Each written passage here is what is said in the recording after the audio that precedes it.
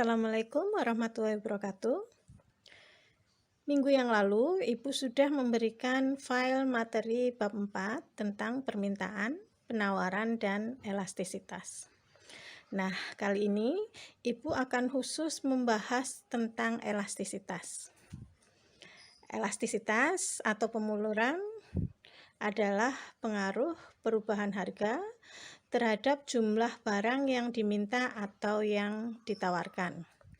Seperti kita ketahui di dalam hukum permintaan dan penawaran bahwa permintaan dan penawaran itu akan berubah naik atau turun apabila terjadi perubahan harga.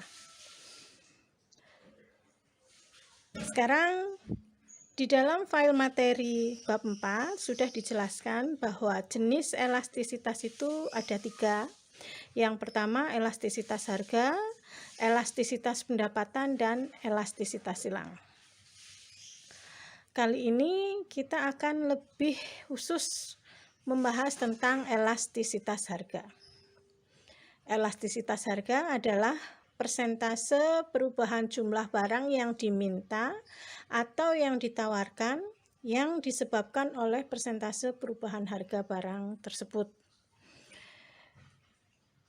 Jadi seperti yang sudah dipelajari minggu yang lalu, sesuai dengan hukum permintaan atau penawaran, secara otomatis apabila ada perubahan harga, maka permintaan dan penawaran juga akan berubah.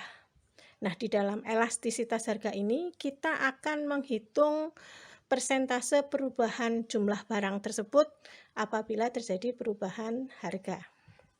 Nah, apa yang akan kita hitung di dalam elastisitas? Yang akan kita hitung adalah koefisien elastisitasnya. Pengertian koefisien elastisitas itu sendiri adalah sebuah angka yang menunjukkan perbandingan persentase perubahan barang dengan persentase perubahan harga. Apabila dirumuskan dengan simbol, koefisien elastisitas itu disimbolkan dengan ED untuk elasticity of demand, elastisitas permintaan, atau IS untuk elastisitas penawaran, elasticity of supply. Nah, seperti pengertiannya tadi, koefisien elastisitas adalah sebuah angka. Kita akan mencari angka yang menunjukkan perbandingan antara persentase perubahan jumlah barang dengan persentase perubahan harga.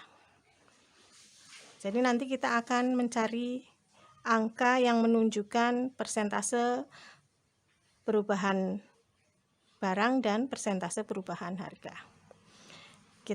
Atau bisa juga dicari dengan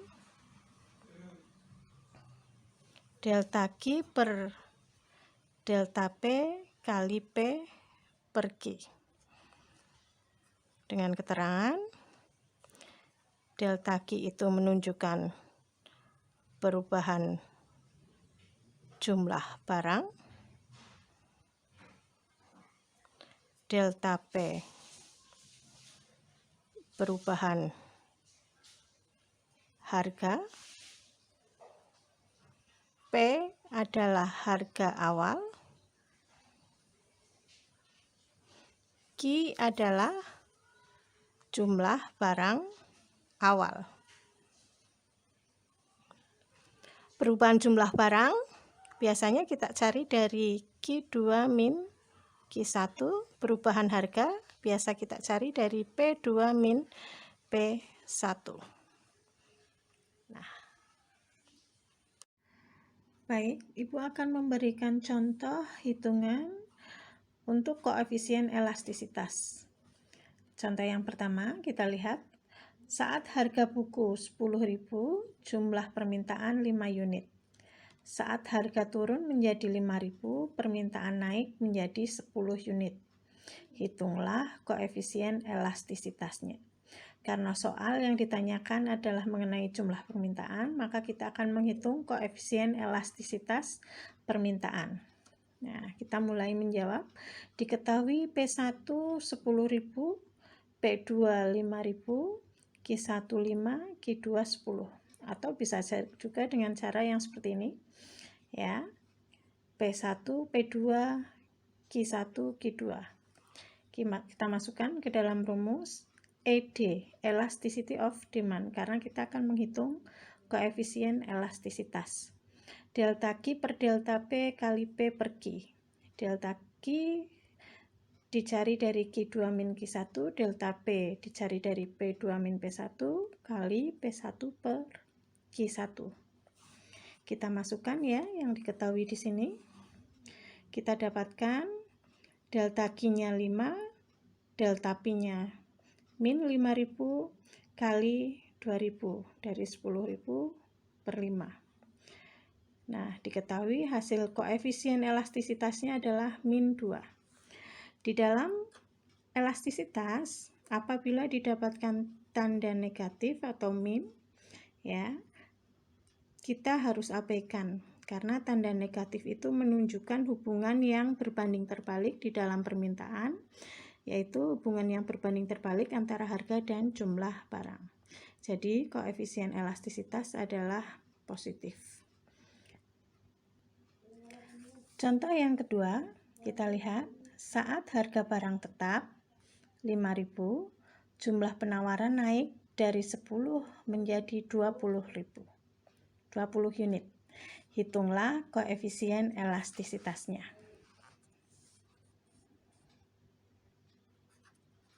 Jawab.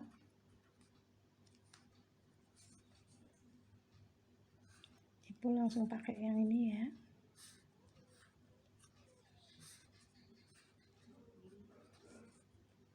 Karena ini penawaran berarti QS. Harga barang tetap 5.000. Jadi baik P1 dan P2 adalah 5.000. Kemudian jumlah penawaran 10, 20. Kita masukkan ke dalam rumus ES. Kalau tadi contoh yang pertama adalah elastisitas permintaan, sekarang contoh yang kedua adalah elastisitas penawaran. Kita masukkan delta Q per delta P kali P per Q. Delta Q dari Q2 min Q1, delta P dari P2 min P1 kali P per Q. Q2 min Q1 20 min 10, P2 min P1 5.000 min 5.000 kali P1 5.000, Q1 nya 10. 10 per 0 kali 500. 5.000 per 0.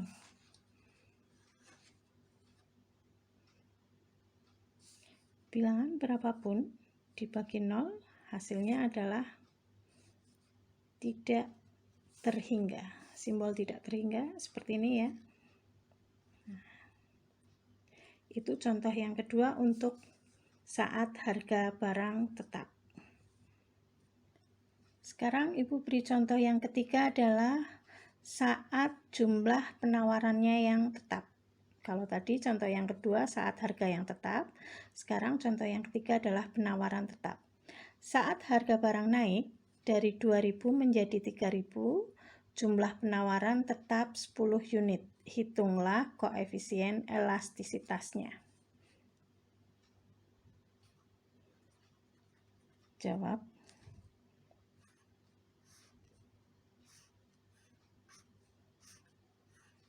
P QS 1 2 P1 2.000, P2 3000, Q-nya tetap 10 unit. Kita masukkan ke dalam rumus IS sama dengan delta Q per delta P kali P per Q. Q2 min Q1, P2 min P1 kali P per Q. Ini P1 Q1 ya.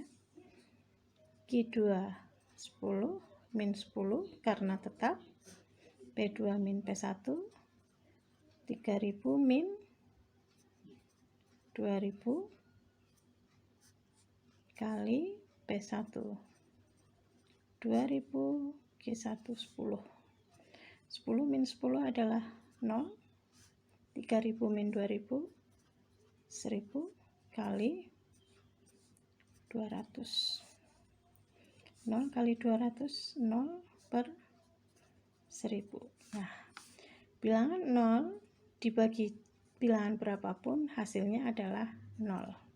Jadi di dalam contoh yang ketiga koefisien elastisitas penawarannya adalah 0. Setelah tadi kita sudah belajar menghitung koefisien elastisitas, baik elastisitas permintaan dan penawaran. Sekarang kita akan mempelajari jenis-jenis elastisitas, baik elastisitas permintaan atau penawaran. Ada 5 jenis elastisitas yang dibedakan berdasarkan koefisiennya. Tadi yang sudah kita hitung ya, koefisien elastisitasnya, hasilnya kan berbeda-beda dari 3 contoh. Nah, ada 5 jenis elastisitas, baik permintaan atau penawaran, namanya sama. Yang pertama adalah elastis, kedua inelastis, ketiga elastis uniter, keempat elastis sempurna, dan yang kelima inelastis sempurna. Berdasarkan koefisiennya, yang disebut sebagai permintaan atau penawaran yang elastis adalah koefisien elastisitasnya lebih besar dari 1. Contohnya 1,5, 1, 3/4, 2 ya. Tadi contoh yang nomor 1 didapatkan koefisien elastisitasnya adalah 2, jadi termasuk permintaan yang elastis. Kemudian yang kedua adalah permintaan atau penawaran inelastis, koefisien elastisitasnya adalah kurang dari 1. Kurang dari 1 contohnya adalah 0,5, 0,1, setengah, 1/3, dan seterusnya. Kemudian yang ketiga, permintaan atau penawaran elastis uniter, itu adalah yang koefisiennya sama dengan 1. Jadi apabila tadi kita menghitung koefisien elastisitasnya adalah sama dengan 1, termasuk ke dalam permintaan atau penawaran yang elastis uniter. Kemudian yang keempat, permintaan atau penawaran elastis sempurna. Koefisiennya adalah tidak terhingga. Ini seperti contoh yang nomor 2, ya, tidak terhingga. Kemudian permintaan atau penawaran inelastis sempurna adalah yang koefisiennya sama dengan 0. Ini seperti contoh yang nomor 3. Kemudian perbedaan dari segi logika, ya. Permintaan yang elastis atau penawaran elastis itu apabila persentase perubahan jumlah barangnya lebih besar dari persentase perubahan harga. Tadi kita menghitung koefisien elastisitas adalah dari perbandingan persentase perubahan jumlah barang dan persentase perubahan harga ya. Jadi kalau perbandingan itu lebih besar dari persentase delta Q-nya lebih besar dari persentase delta P, maka itu termasuk elastis. Kemudian yang inelastis ini lebih kecil, delta Q-nya lebih kecil dari delta P, persentasenya. Elastis uniter, persentase delta Q-nya sama dengan persentase delta P. Kemudian yang elastis sempurna, apabila tadi persentase delta P-nya 0, kalau contoh yang nomor 2 tadi ya, harganya tetap, ini berarti delta P-nya sama dengan 0, maka persentase delta Q-nya tidak terhingga. Tadi hasil koefisiennya adalah tidak terhingga. Kemudian inelastis sempurna apabila delta Q-nya 0 dan delta P-nya tidak terhingga. Jadi antara elastis sempurna dan inelastis sempurna itu berkebalikan. Sekarang perbedaan dari segi kurva. Kurva permintaan atau penawaran yang elastis, kurvanya adalah cenderung landai. Ya, landai agak mendatar ya. Itu disebabkan karena tadi persentase delta Q-nya yang lebih besar daripada persentase delta P-nya. Kita lihat jarak perubahan Q-nya lebih besar daripada jarak perubahan P-nya. Ya, sama halnya dengan penawaran juga sama. Itu menyebabkan kurva baik permintaan atau penawaran berbentuk landai. Ya, agak mendatar. Sebaliknya yang inelastis, kurvanya cenderung curam. Ya, kenapa curam? Karena persentase perubahan P-nya yang lebih besar dibanding persentase perubahan Q-nya. Ya, sama halnya dengan penawaran juga. Delta Q-nya lebih kecil daripada delta P-nya. Sementara yang elastis uniter, persentasenya sama. Jarak perubahannya sama, sehingga kurvanya membentuk sudut 45 derajat ya, atau membentuk segitiga sama kaki. Kemudian untuk permintaan dan penawaran yang elastis sempurna, bentuk kurvanya adalah lurus horizontal. Nih, lurus horizontal. Kenapa? Karena delta P-nya sama dengan 0, tidak ada perubahan. Sementara delta Q-nya ini yang tidak terhingga, naik terus. Nah, untuk kurva yang inelastis sempurna membentuk garis lurus vertikal ke atas. Kenapa vertikal? Karena delta Q-nya yang 0 atau tetap. Sementara P-nya tidak terhingga, ini mengalami kenaikan.